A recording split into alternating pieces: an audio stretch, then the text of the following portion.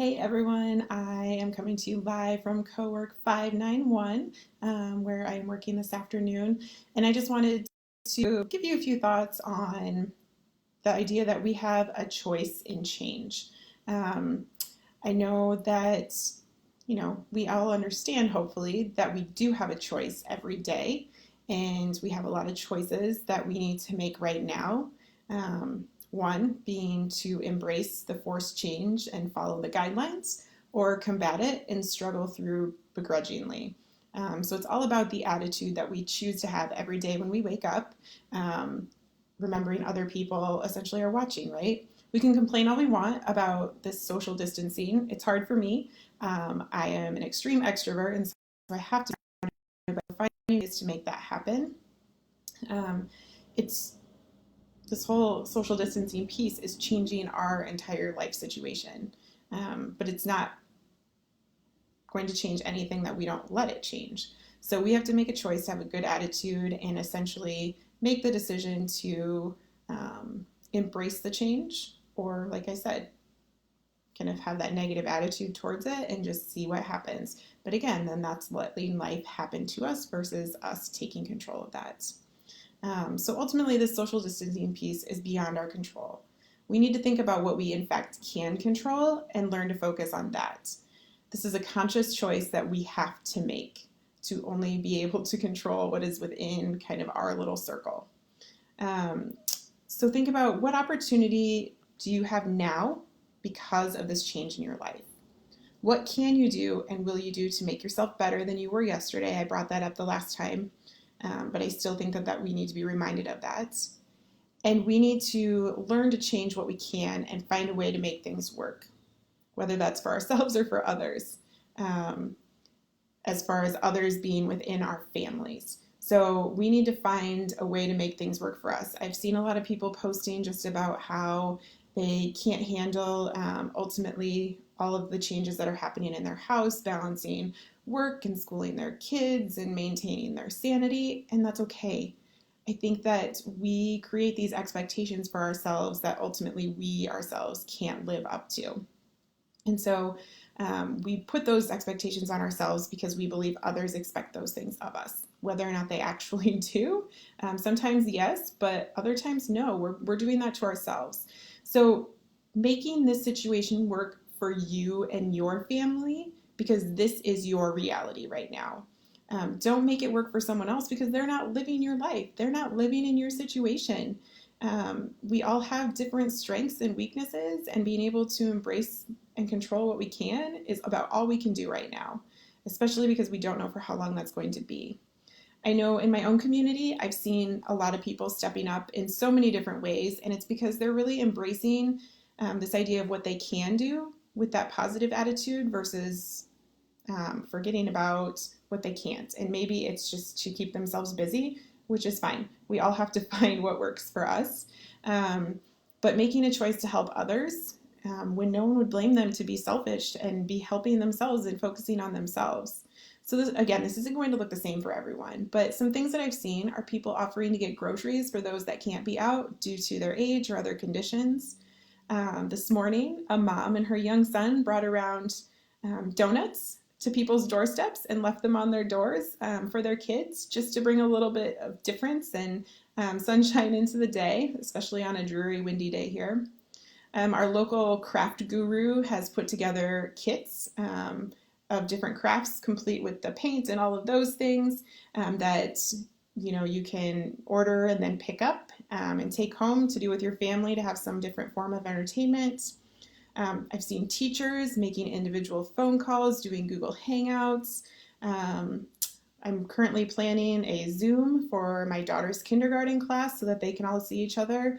And even thinking about, just this morning, we did a FaceTime with one of her friends, and she has plans to do FaceTime with a few others as well, just because she wants and needs those interactions. And I do too, right? To be able to see her happy. Today was the first day where she kind of was like, I'm tired of having you around, Mom. I need something different. Another person is working on t-shirts that talk about how the community is coming together, and that's her way of coping and being a part of things when she feels that she doesn't have control. So people are taking their expertise and passions and channeling those efforts for the betterment of the entire community, not just for themselves. It's always amazing to me how people come together in a time where you could expect a lot of judgment. This seems to be more of a judgment-free zone than I anticipated for the choices that we're making. We all have to be in this together, making choices that are best for ourselves, for our families, not what we think others think we should be doing. Plus, considering the impact that those choices have on others. So if we choose to go out, is that impacting someone else? We all have our why, right? And so keeping that at the forefront is really what needs to happen here. The unfortunate piece that I always think about, though, is that all of us coming together always seems to come from a negative place, like something negative has to happen before we're willing to do things for each other. So my hope is that this time around we can truly see the difference we can make by coming together and be able to continue that going forward to show the good that we can create. So another thing is just, embracing the change. Ultimately, it means something different for everyone. We tend to condition our own way of thinking. So think about that. We condition our own way of thinking. So we have control over this. So we are the ones then that are creating sometimes these barriers for ourselves. And we can ultimately make the choice to overcome them. Choose not to embrace those barriers. Choose to focus on something else or go a different direction altogether.